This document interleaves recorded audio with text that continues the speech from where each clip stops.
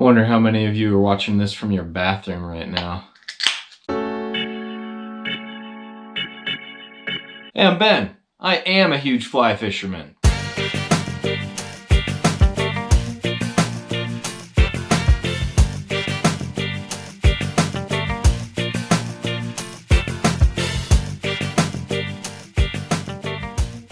Welcome back to another episode of Les Huge Fly Fisherman. Today's episode is 12 more things you don't need for fly fishing. If you haven't seen the first video in this series, look down in the video description. I'll leave a link. It's my most popular video. It's really good. Before we get rolling, I want to give a quick shout out to NordVPN for sponsoring this video, and we're going to talk more about that later. So in this video, I'm going to tell you some things you don't need. You might learn something, or you might reevaluate what you're doing out there. With fishing, I mean, not life in general. Although a lot of it does translate. Let's start with a juicy one. Instagram. This may come as a shock to some of you, but you don't need Instagram to be a fly fisherman. Yeah, weird, I know. If you're into the social medias, it may seem like you need to post everything you catch on Instagram. Don't forget to lift the tail. I'm guilty of it also. But I can assure you it is possible to go fishing and not post anything about it on Instagram. I have done it. It was really hard though. Taking pictures is cool, I like to do it too, but I also make sure to set aside some time to just enjoy the experience and maybe take some mental pictures. Seriously though, just enjoy what you're doing. You don't need to share it with everyone all the time. Leave that up to me. Okay, next thing you don't need for fly fishing.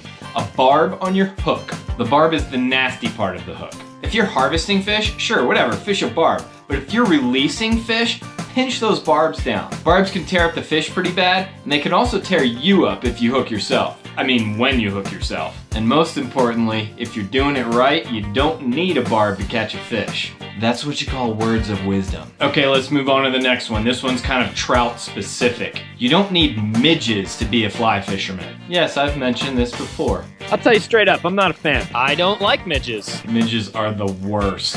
Yes, I know trout eat them and they catch fish, but I don't care. They're tiny. You have to use tiny tippet. They're hard to tie on when my hands are cold. Seriously, I don't care how well they work. I don't like them. See this fly box right here? I'm sure this fly box catches a lot of fish, but it makes me cringe just to look at it. This fly box is the opposite of me. My fly boxes look like this.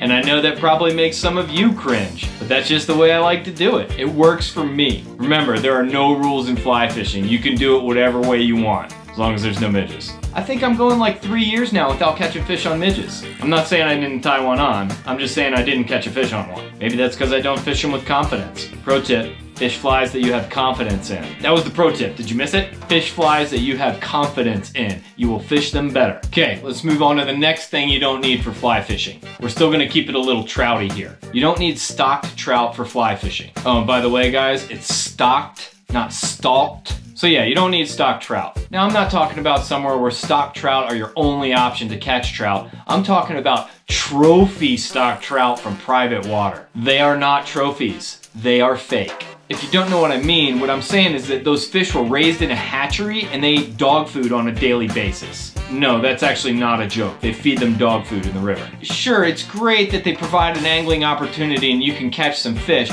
but don't claim them as trophies. Don't brag about them. Don't put numbers on them and tell me how big they were. That's ridiculous. Come on. I have no problem with pay to play and guides are putting their clients on fish and making them happy, but don't go bragging about how big those stupid fish are. It is lame. Okay, I got that out of my system. Thanks for listening. Let's move on. Another thing you don't need for fly fishing is friends. Some of you might be happy to hear that. Fly fishing is definitely a very social thing for me, but I also love to fish by myself. When you're fishing by yourself, you get to fish all the water, you get to take all the shots, and you can learn a lot quickly that way. But it is kind of tough when you want to cheers someone. Okay, next thing you don't need for fly fishing. Expensive equipment. Now, I don't think you should be fishing with junk, but middle of the road stuff can be just fine most of the time. Sure, I've got some nice gear, but not all of it's top of the line. If you're on a budget, just get what you can afford and get out there and fish. And when your stuff breaks, maybe you'll buy something better next time. But seriously though, a lot of my rods are total mid-range rods and they work great for me. How about another little pro tip?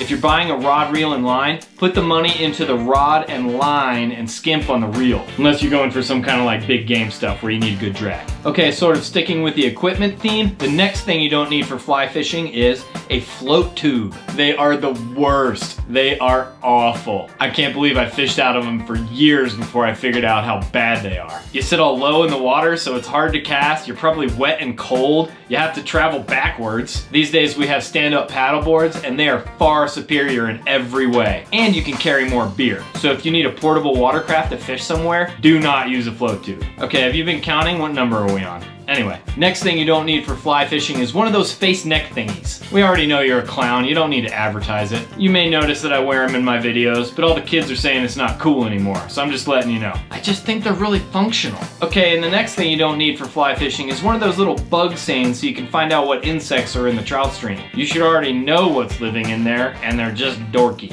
If you're a midge fisherman, I'll let it slide, it's to be expected. For more information on this topic, check out my video on aquatic entomology. I'll leave a link down below. Okay, let's move on. The next thing you don't need for fly fishing is fried chicken.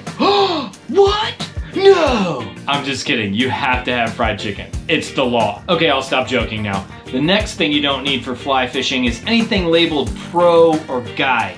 You know that's just a marketing gimmick, right? Sure, they're good products, but they're not gonna make you a better fisherman. Or maybe if you get guide waders, you feel like you can finally put professional fly fishing guide in your Instagram bio. Knock yourself out, pal. No, really, knock yourself out. Or maybe I'm just behind the curve. Coming in summer 2020, huge fly fisherman, pro guide beer koozies. Okay, before we go, I have one last thing you don't need for fly fishing, and that's tight lines, man. I don't mean actual tight lines when you have a fish on. That's a good thing. I mean the saying tight lines. Tight lines! Tight lines? Tight lines! Tight lines! Tight lines! Maybe you've heard that before. I get a lot of messages that end with tight lines, and I'm sorry guys, but it's a little cringy. It's like saying cutties or butter, so just don't, okay? But thanks for the messages, I really do like them. And there you go. That's 12 more things that you don't need for fly fishing. Hopefully you got something useful out of that video. If you did, maybe you could like and subscribe. Check out hugeflyfisherman.com. Don't forget to check back next Monday for another Huge Fly Fisherman video.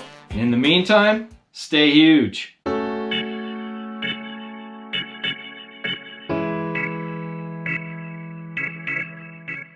I think I should really sell Pro Guide koozies. So yeah, we're gonna do something different in this episode of Huge Fly Fisherman. As I mentioned before, this video is brought to you by NordVPN. I wanna say thanks to NordVPN for sponsoring this video, and I wanna let you know that it's partnerships like this that allow me to keep making these videos for you. NordVPN is offering a pretty sweet deal to my viewers. In honor of NordVPN's 8th birthday, they're offering my viewers 70% off a 3-year plan. That's only $349 per month. And not only will you get an additional month free, but you'll also get another surprise gift from our friends at NordVPN. Use this link right here and enter in my coupon code. I'm gonna leave this link in the video description. So what is NordVPN? It's a virtual private network, and it's a way that you can protect your data online. They have over 5,000 servers in 60 countries around the world, and using them you can log into some of your favorite websites like Netflix or YouTube to access videos that are maybe blocked in your country. Personally, I use it mostly for sharing top secret fishing spots that I don't want anyone to find out about. I got a lot of those. NordVPN protects your data while you're traveling or out in public. It comes with a 30-day money-back guarantee. How about that? So click on the link, use my code, get the deal, and you can be on your way to finding all my fishing spots. Yeah, right, that's never gonna happen. Thanks again to NordVPN for sponsoring this video. You guys are great. Stay huge.